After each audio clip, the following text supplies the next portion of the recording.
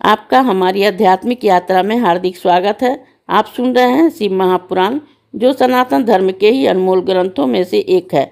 इस श्रृंखला में हम आपके लिए ही इस दिव्य ग्रंथ के प्रत्येक अध्याय का शाश्वत पाठ प्रस्तुत करेंगे। आइए इस ज्ञान और धर्म की ही यात्रा को आरंभ करें।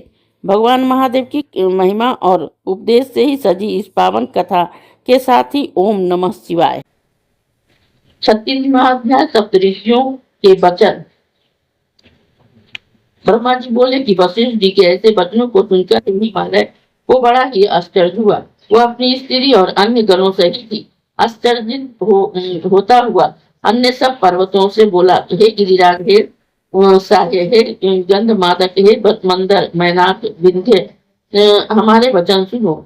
जब वशिष्ठ जी ऐसा कहते हैं तब हमारा कार्य क्या है? मैं तो यह सोचता हूँ कि अब आप लोग जो निर्णय करें वही ठीक है। तब सुमेरु आदि पर्वतों ने कहा कि इस पर तो बहुत कुछ विचार हो चुका। अब जब पार्वती शिव के निर्मित ही अवतरित हुई है तब उन्हें शिव को ही देना चाहिए। फिर जब इसने रुद्र की आराधना की तो और रुद्र भी स्वीकार भी कर लिया। अब तो तब तो और कुछ भी कहना ही नहीं है।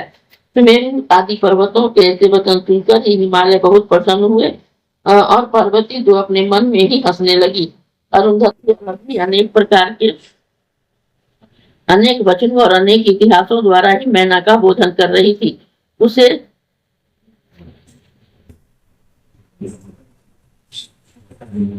समझकर मैना बहुत प्रसन्न हुई तथा अरुंधति तथा हिमालय को एक साथ भोजन कराकर उन्होंने भी स्वयं भोजन किया।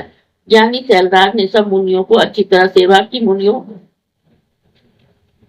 के समझाने से उसका विस्मय दूर हुआ। शैलराज भी ने पार्वती को ही भूषणों से सज्जित कर ऋषियों को गोद में बैठाया और कहा कि मैं आप लोगों की प्रेरणा से अवश्य ही शंकर जी को दूंगा।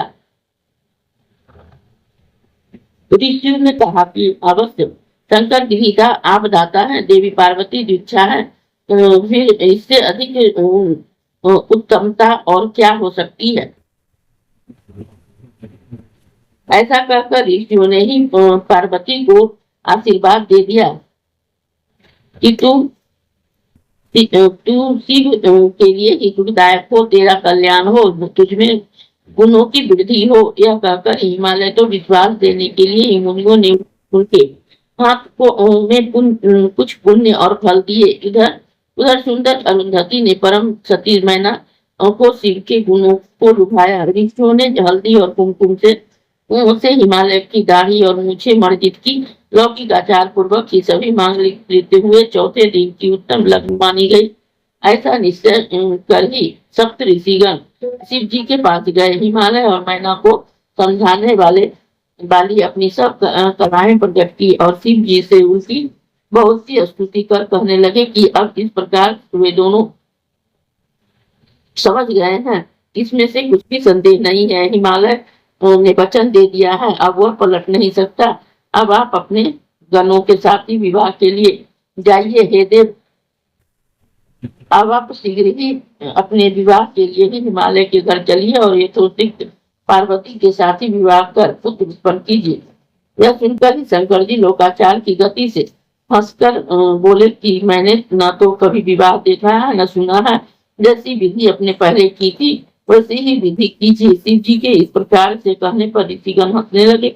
फिर बोले, अच्छा तो अब आप सबसे पहले विष्णु जी को उनके समाज सहित यहाँ बुलाइए और तथा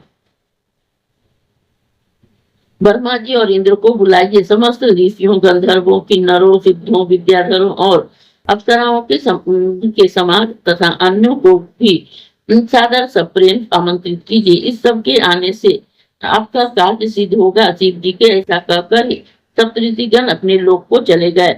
इस अध्याय के श्रवण हेतु आपका हृदय से धन्यवाद। हम आशा करते हैं कि शिव महापुराण की यह दिव्य कथा आपको आध्यात्मिक शांति और गहन ज्ञान प्रदान कर रही होगी। कृपया अगले अध्याय के लिए हमारे साथ जुड़े रहें। और अपने सुझाव एवं भावनाएं कमेंट के माध्यम से अवश्य साझा करें। धर्म, भक्ति और ज्ञान की इस पावन यात्रा में आपका साथ हमारे लिए अत्यंत मूल्यवान है। ओम नमः शिवाय। यदि यह प्रस्तुति आपको पसंद आई हो, लाइक करें, कमेंट करें, सब्सक्राइब जरूर करें, बेल आइकॉन दबाना ना भूलें ताकि अगला अध्याय आपसे छूटे नहीं। और इस पावन ज्ञान को ही शेयर करें अपने परिवार और मित्रों तक।